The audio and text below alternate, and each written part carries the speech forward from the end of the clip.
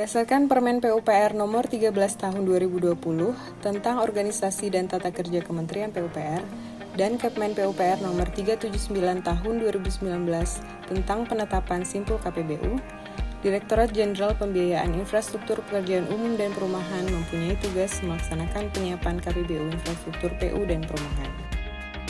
Mengacu kepada Perpres Nomor 38 Tahun 2015 tentang KPBU dalam penyediaan infrastruktur, terdapat 6 jenis infrastruktur di lingkungan Kementerian PUPR yang dapat di-KPBU-kan, yaitu infrastruktur jalan, infrastruktur sumber daya air dan irigasi, infrastruktur air minum, infrastruktur sistem pengelolaan air limbah, infrastruktur sistem pengelolaan persampahan, serta infrastruktur perumahan rakyat.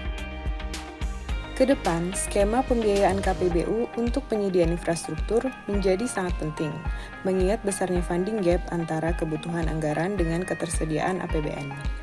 Kebutuhan dana investasi selama periode 2020-2024 sesuai Visium Kementerian PUPR adalah sebesar Rp2.058 triliun, sedangkan ketersediaan APBN diperkirakan hanya sebesar 30% atau sebesar Rp623 triliun.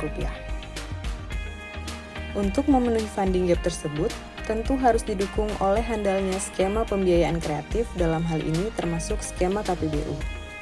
Namun, sampai saat ini kita masih menghadapi berbagai kendala dalam penyiapan KPBU, diantaranya berupa masih terbatasnya proyek KPBU infrastruktur PU dan perumahan di luar proyek jalan tol, skema KPBU infrastruktur PU dan perumahan yang saat ini masih tergolong konvensional, proses penyiapan proyek KPBU yang masih lama, terbatasnya skema KPBU khususnya KPBU dengan mekanisme pengembalian investasi bukan dari user charge atau dari user charge tapi dengan tingkat pengembalian yang kurang menguntungkan bagi investor, serta belum adanya unit kerja di Kementerian PUPR yang berfungsi sebagai paying agent dan penerima user charge dalam pelaksanaan KPBU. Memperhatikan kondisi tersebut, serta mengacu kepada pengalaman dalam penyiapan KPBU selama 5 tahun terakhir, diperlukan suatu strategi yang out of the box dan tidak lagi dilakukan dengan cara-cara yang biasa. Kita memerlukan suatu terobosan yang mampu mempercepat pelaksanaan proyek KPBU di lingkungan Kementerian PUPR. Terobosan dan inovasi yang ditawarkan dalam proyek perubahan pelatihan kepemimpinan nasional tingkat 2 ini berupa simplifikasi prosedur penyiapan KPBU, yaitu berupa penyederhanaan proses penyiapan KPBU. Pengembangan KPBU Bundling Project sebagai alternatif skema pembiayaan KPBU, serta pembentukan BLU KPBU Infrastruktur PU dan Perumahan yang bertujuan untuk menjawab kebutuhan suatu unit kerja, khususnya yang dapat bertindak sebagai paying agent dan pengelolaan user charge untuk KPBU sektor spam, PLT sampah, perumahan, dan sumber daya air.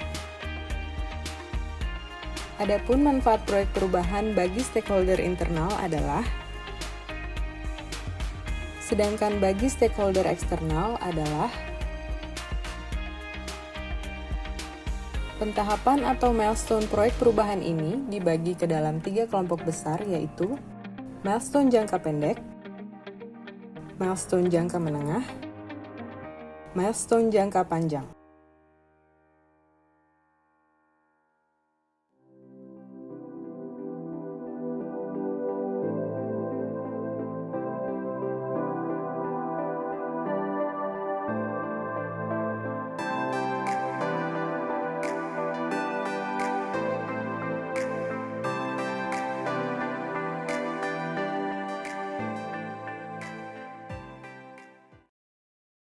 Assalamualaikum warahmatullahi wabarakatuh. Salam sejahtera buat kita semua. Apa yang disampaikan oleh Pak Agus dengan gagasannya untuk membuat proyek perubahan, ya, dengan judul Strategi Percepatan Pelaksanaan Proyek KPBU dalam upaya meningkatkan penyediaan infrastruktur pekerjaan umum dan perumahan melalui optimalisasi 3 pilar KPBU. Ini kalau menurut saya sangat tepat, dan saya berharap Pak Agus dan kawan-kawan semua yang saat ini sedang mengikuti diklat tetap sehat, ya, dalam masa pandemi COVID ini. Terima kasih. Wassalamualaikum warahmatullahi wabarakatuh.